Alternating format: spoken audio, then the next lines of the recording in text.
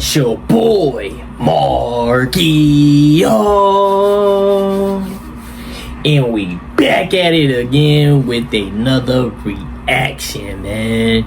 Today we got LeBron gets caught lying on Michael Jordan. The title is crazy.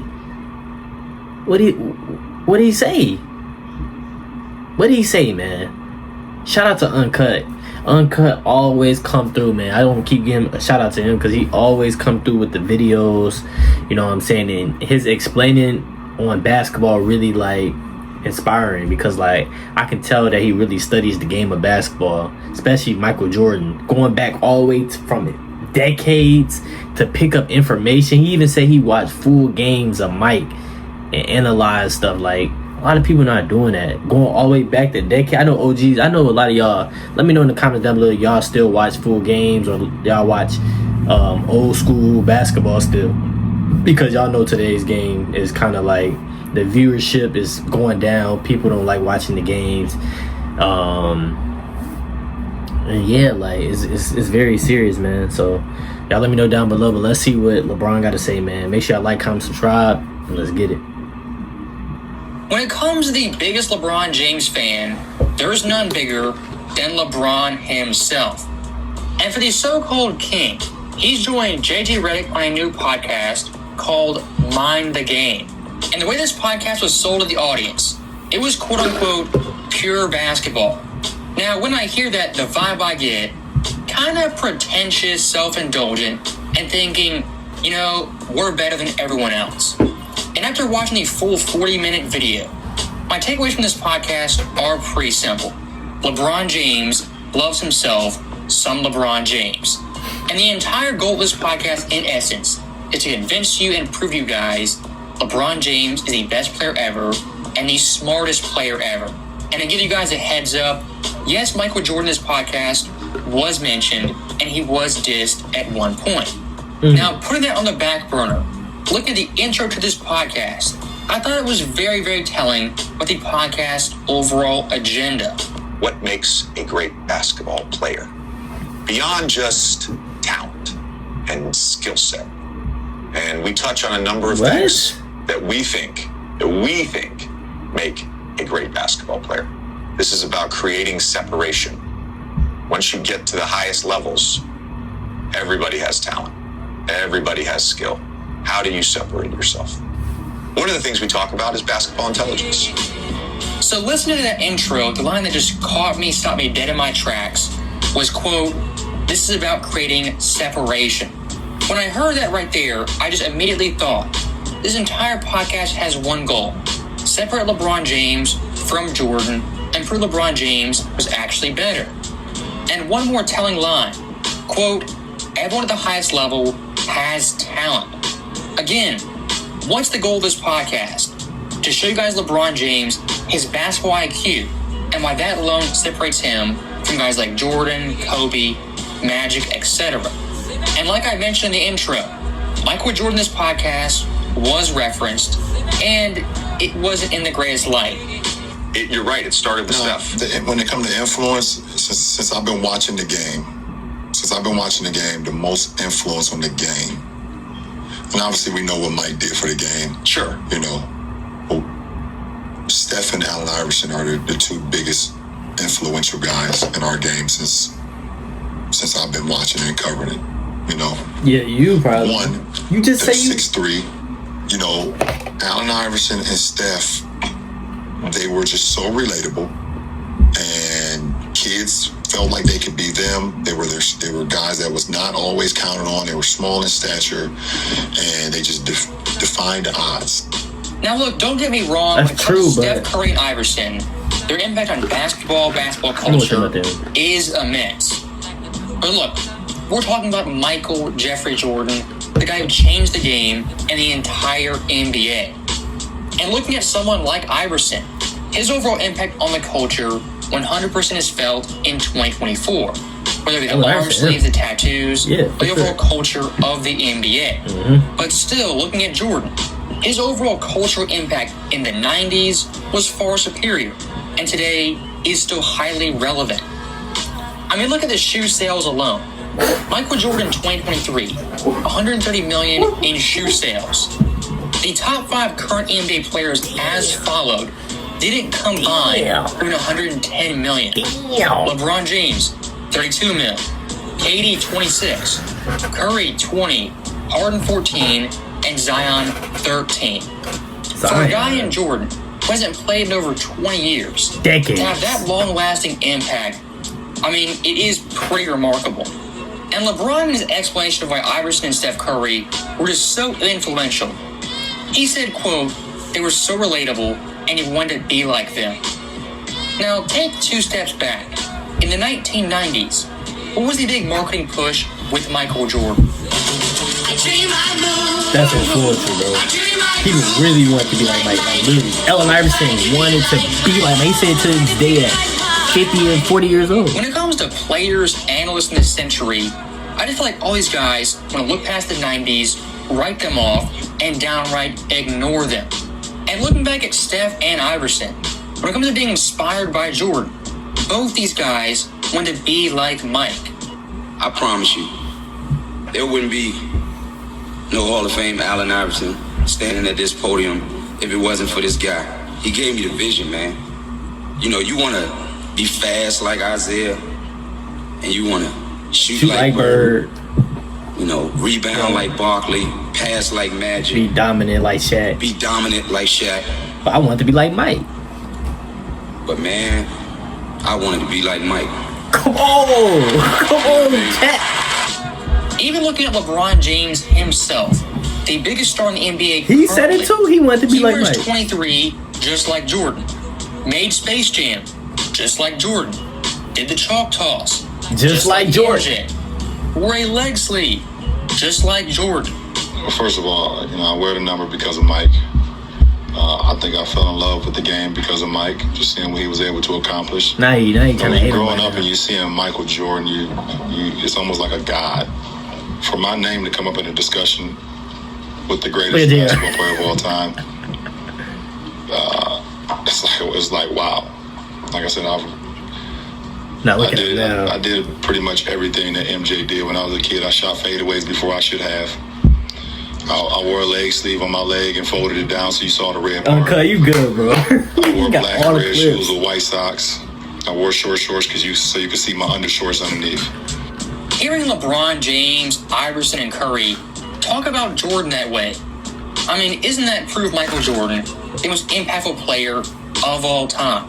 In some ways, Michael Jordan's overall impact, it's almost like Curry and Iverson combined. As culturally, much like Iverson, from the shoes, the endorsements, the style, how players dressed, Jordan's impact was immense in that aspect. But also like Curry, changing the game. MJ in the 90s, really the first international star and worldwide ambassador for the league. Damn. And that launching point was the 92 Olympics. And a lot of superstars in the 2000s, your Tony Parkers, Dirk Nowitzki's, they say Michael Jordan 92 inspired them to play basketball. And now looking at the league in current day, who are the top players in the NBA? The majority of them international players. And that overall international influence, at the end of the day, comes back to Michael Jordan and his overall impact. Now, looking past LeBron's sneak diss on Jordan, what is the main goal of this podcast? To convince you guys LeBron James, the smartest player who ever lived. I've had teammates that's like, oh, what do you mean? Coaches always, in practice, we only ran it from this side. Yeah. I could flip a play when I was 8 years old. No matter if it was just pass and cut, no matter if it was let's run flex or let's start on the left side, no matter if it was just, let's DHO, driving kick, the last one. All right, now let's just drive the baseline, drive, drift. I could do that. I was doing that stuff when I was like 8, 9 years old, and my coaches would just be blown away, and I wouldn't know where it came from. I have no idea. So when it comes to the Mind the Game podcast, LeBron James can just lie without any pushback or any rebuttal. Great job, DJ Redick. This podcast, what it was sold as, was quote-unquote pure basketball. But watching the entire conversation, I mean, yes, they talk about some basic offensive sets, defensive sets, out of bounds plays, but besides that, I mean, not really groundbreaking information, at least not yet. The 2-for-1 shot at the end of quarters. Are you going on an anti-crusade against the 2-for-1? I understand why the 2-for-1 is important. Obviously, it's numbers. You get 2 possessions, the other team gets 1 possession. In theory, it's a free shot. In theory, it's a free shot. But what people sometimes don't account for, the 4 or 5 possessions before that. Are we on a run? Are we on a heater? Have we gotten a good shot over the last 2.5 minutes? And look, I didn't play in the NBA, not some basketball scholar, but just watching the games night-to-night basis. Every single team has the awful 2-for-1, 27 seconds left, jack up a shot, get the ball back, around 2 seconds, get another bad shot. It doesn't take a basketball savant to recognize the awful 2-for-1s that are league-wide. Maybe I'm being overly critical of the old man in the room, but I mean, these clips, not really groundbreaking stuff. In terms of basketball, X's and O's changing my mind, blowing my mind. I mean, some of these clips, just rambling on and on for 5 minutes, but very simple plays.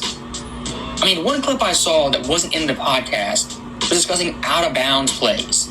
And the gist of it, when a player inbounds the ball, a guy curling off a screen, what they should do, have one guy stunt, follow the guy to the screen, but the other guy pop out and guard the player, then go back to his own man. I mean, that concept is like mid-major college type stuff, not groundbreaking information. Maybe episode 2 will be a little bit better, but so far this podcast, in terms of pure basketball, kind of fell flat. And I think looking past the pure basketball talk, I mean, the agenda in this podcast, sometimes it is subtle, but other times is fairly obvious. Boost up LeBron James, his IQ, how smart he is. And like Reddick said, create separation from the other players. So, as always, thank you guys for watching. Hope you enjoyed it. When he said no offense to Michael Jordan, but he think Allen Iverson, Steph Curry is the most influential players ever, you know he is chasing Michael Jordan. He don't want Michael Jordan's name to be in nothing no more. Of course, we know Steph Curry changed the game. We know Allen Iverson changed the game. We give flowers, of course.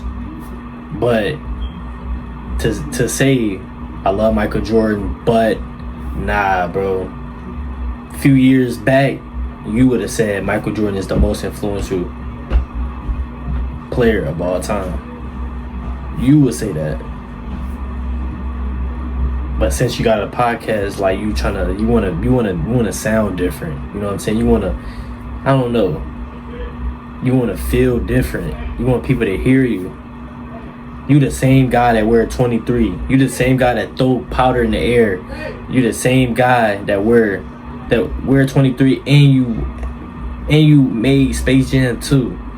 You the same guy that got influenced by Michael Jordan, bro.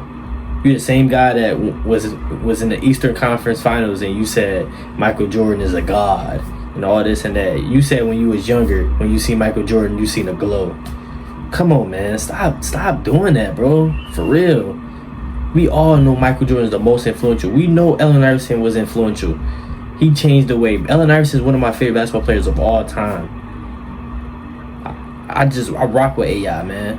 I love his story. He's so raw at basketball. Steph Curry too. Steph Curry, the greatest shooter of all time. Like, we know this, bro. But I just feel like he got a little. He getting every year he's stepping. He trying to figure out how to play chess with Michael Jordan, and Michael Jordan not even playing the game with you, bro. Mike don't even care. You know what I'm saying? You went to Philly because you trying to win a championship. You trying to compete against Mike. Mike went against himself. He said, I want to be, at first Mike said, I want to be in the same boat as Larry Bird and Magic Johnson. I just want to win championships. After that, he just started playing. It was just me versus me every game, every season. It's you chasing the ghost in Chicago. That's what you said.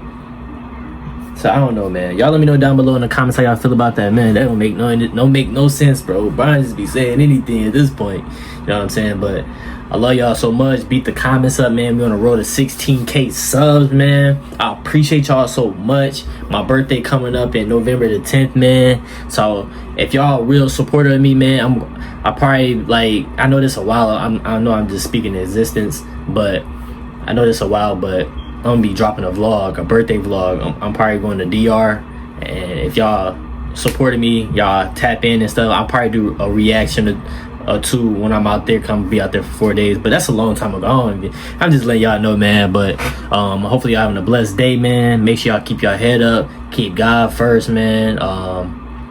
One day, man, I will be doing a giveaway to a supporter, man. So just keep tuning in, man. Keep tuning in and watching my videos, man. And I always look at the comments, but one day I will be doing a giveaway, but I'm gonna let y'all know. So make sure y'all stay tuned. Make sure y'all push this video out, push every video out, react to watch my other videos that I post and everything, man. So God bless. I'm gonna see y'all in the next video. I'm out.